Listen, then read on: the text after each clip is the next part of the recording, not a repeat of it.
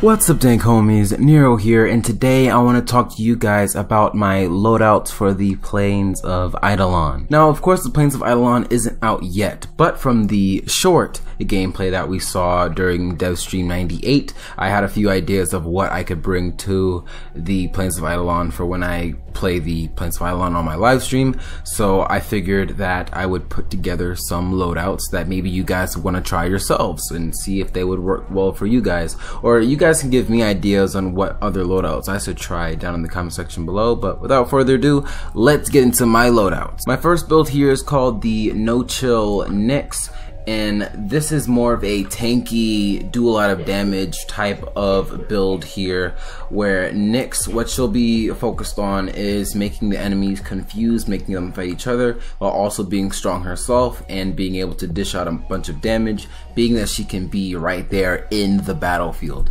because she won't take any damage with her fourth ability. Now, I have the Lenz, and my build for it does extreme amounts of damage against Grineer. I have the Arca Scisco. Don't really know how to say it, but I think that's how you say it. But this is really for long range targets and to also kill Nox. The Lenz doesn't do very well against Nox, but this weapon does, because you can get those constant headshots. And then you have the Broken Scepter. Reason why I have the Broken Scepter is because there's a combo with it which will allow her to move forward faster than she normally can with her Assimilate augment. And I also have Helios Prime. Reason why I have Helios Prime is because, well, if you have the mod for Helios Prime, which allows you to do more damage on specific parts of scanned targets, then you can use Helios Prime for that. But I also use them because I want to get everything in the Plains of Eidolon scanned as fast as possible, so I can then pull it in the simulacrum and do tests against them. And then I have the Deconstructor Prime built for gas because it always does stealth damage. So, and I'm also going to get condition overload for it. That way it does even more damage than it does now. Now, to demonstrate this build, I'm going to be demonstrating it on level 130 Grineer enemies. I know that the Plains of Eidolon most likely doesn't go up to level 130, but I just like to be secure and know that I can take on absolutely anything while I'm there. First, as soon as you're in there, you want to go invincible. Now they're all confused and they're all going to fight each other. You shoot out a Lenz, and you want to take control of a Nox. If you see a Nox, take control of them, or take control of whatever strongest enemy you find, so that they're not attacking you, and you can save up as much energy as you want. Oh, he fell. Whoa.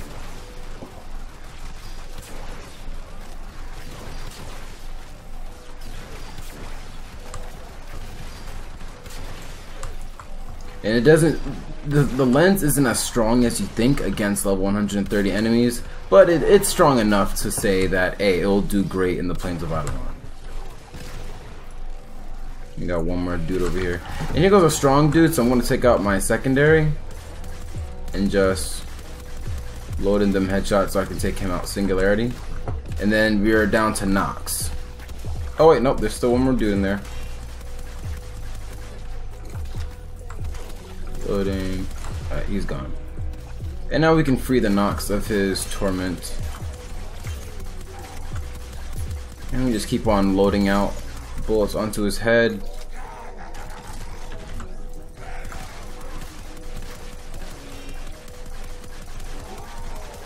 And keep in mind, this is a level 130 Nox. So of course he's not gonna die instantly because he's level 130. But it is stripping armor and doing fairly against him. And that's why I call her the No Chill Nyx, because she is able to just stand and tank practically anything. Oh, and then the reason why I have the melee weapon is so I can do this. Alright, see if I can get the right combo in there. This is a hard combo to do. There we go. And then that'll just let me inch along faster than I normally would move. Now for my next build, we have They Ain't Ready, which is an Ivara build. And the reason why I call it They Ain't Ready is because the enemy will never see you coming, ever. You are going to be more reliant on distance and stealth with this one. I have the Tigris Prime. I have a Hush mod for this weapon so that it is unheard. I have a Rakta Ballistica, and I have the Orvius. I like this combo together because when I hit the Orvius on top of something, I can use the Rakta Ballistica to further boost the damage of the Orvius if I need to. If it's like a Nyx or something, then this can easily kill it instantly, but my Vectis is so strong that I can kill a Nyx in just a few hits. And then I have my lovely aesthetics here, which is my Kavat, my Smita Kavat, which will strip off all armor off of whatever it hits. So like whenever I'm at my little base of operation or my sniper nest, my cat will go out and strip off armor off of the enemies while they're invisible, because I can make my Kavat invisible with my stealth abilities.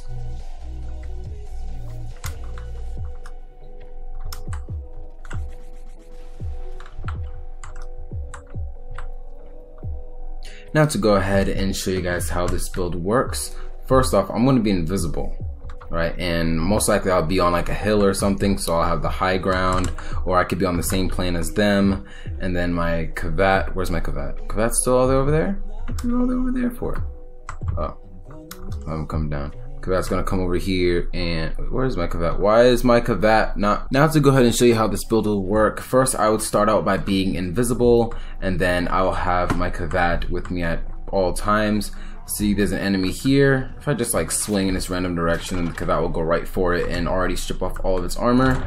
And then, ooh, forgot to double zoom. I'm just getting for the headshot, and it will practically die instantly. If I get a bleed proc on it, then it's dead.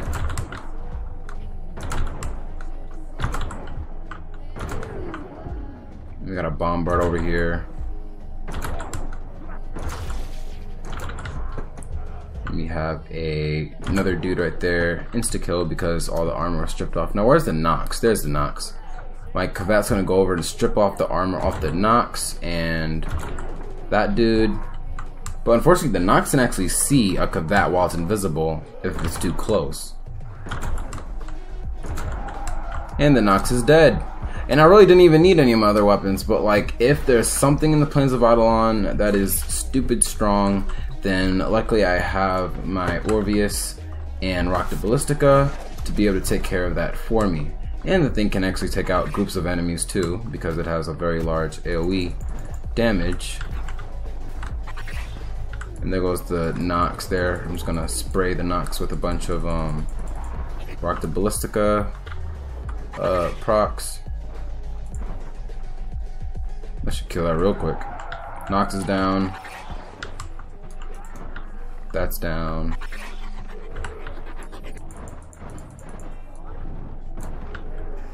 And boom, they're all dead. For my next loadout is called Speed Boost. The reason why it's called Speed Boost is because it's more focused on moving as fast as you can, so that you can take you and your team out to the plains as fast as possible, run across the fields as fast as Sonic the Hedgehog after he just found out that Amy is pregnant and she's gonna put him on child support. Like, boy, he out of there. I'm using Volt Prime for his Speed Boost ability so that, you know, so he can have that speed boost. And then I have the Tigris Prime. The reason why I have the Tigris Prime is because if I do get into an altercation, I want to be able to have some kind of massive amount of damage so I can take out the enemy quickly and still be able to move around. I have the Sonicore for if there's anything I just don't want to deal with, I can go ahead and throw it up to heaven and say, hey, you deal with it. I don't want to deal with this right now. And then just keep on moving forward. And then I have the Oma. The reason why I have the Oma is because it has a lot of damage with it.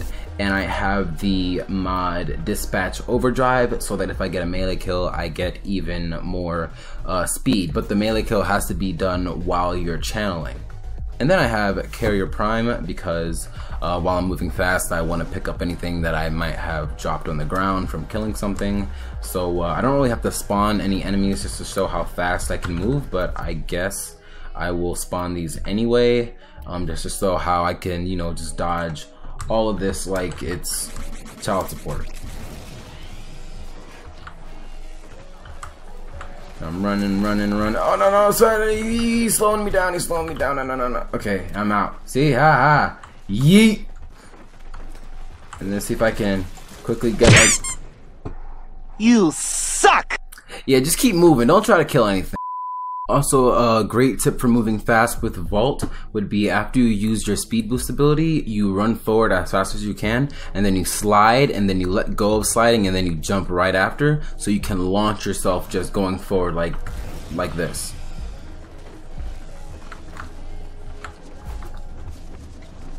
You can see how fast I'm moving. It's kind of ridiculously fast.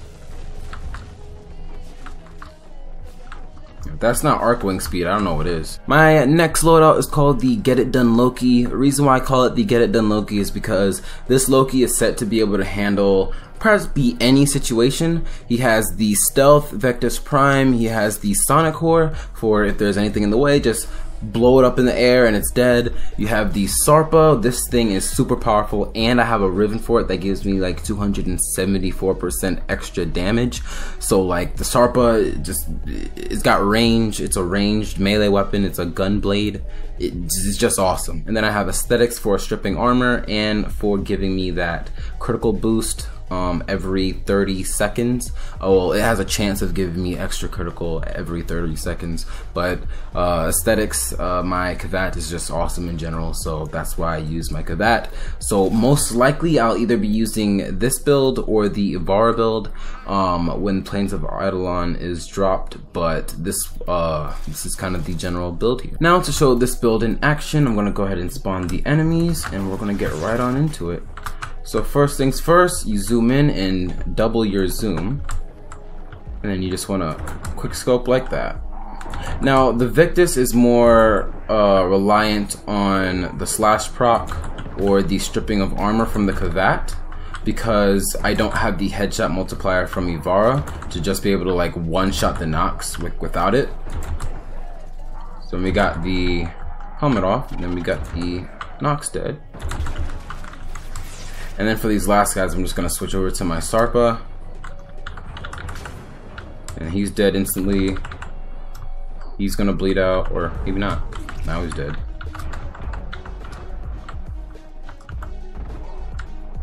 Don't fall.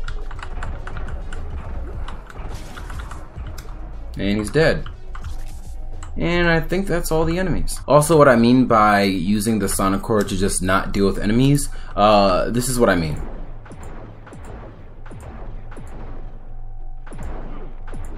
What it does is it sends them up to heaven. Look at that.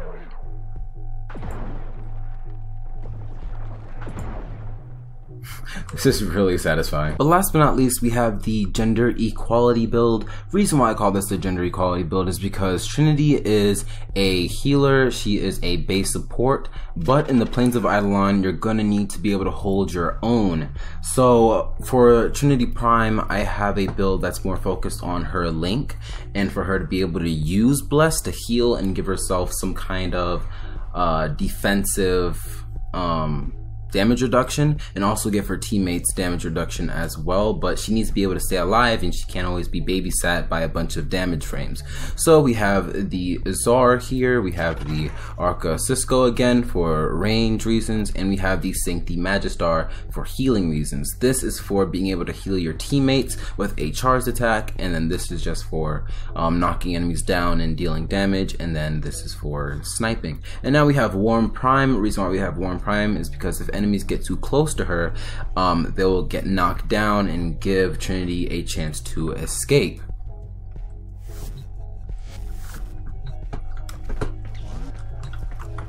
So now, without further ado, most likely I'm going to die during this test, but let's go ahead and see what Trinity can do.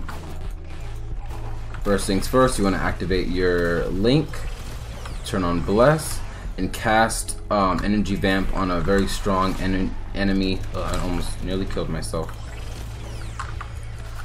And this build I definitely won't be using unless I'm in a team, because I definitely can't hold down level 100 and level 180, 130 enemies. Feels like level 180 because I can't even get in there. Oh, you always want to make sure that link is up. And I'm dead.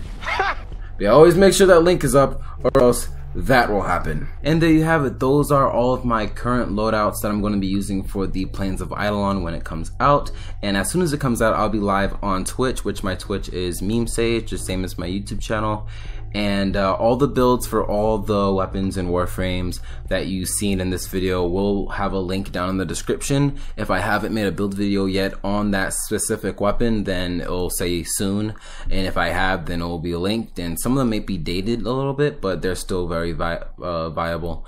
But yeah, in conclusion, I am really excited for the Plains of Eidolon. I hope you guys are excited too. And if you guys have any loadout suggestions, then leave it down in the comment section below. And one honorable mention would be Limbo. I don't know if Limbo can actually put an Eidolon into the rift, but if he can, that's overpowered. I also don't know if Nyx can use her mind control on an Eidolon. That would be sick. If she could use an entire Eidolon as like her pet, then that would be sick. Then I'll definitely be using the Nyx build in that case. But that's really all I have to say for today's video. And if you guys enjoyed today's video, go ahead and leave a like. And if you haven't subscribed yet and you want to become a part of the Dank family, then go ahead and do so. And I will see you guys later.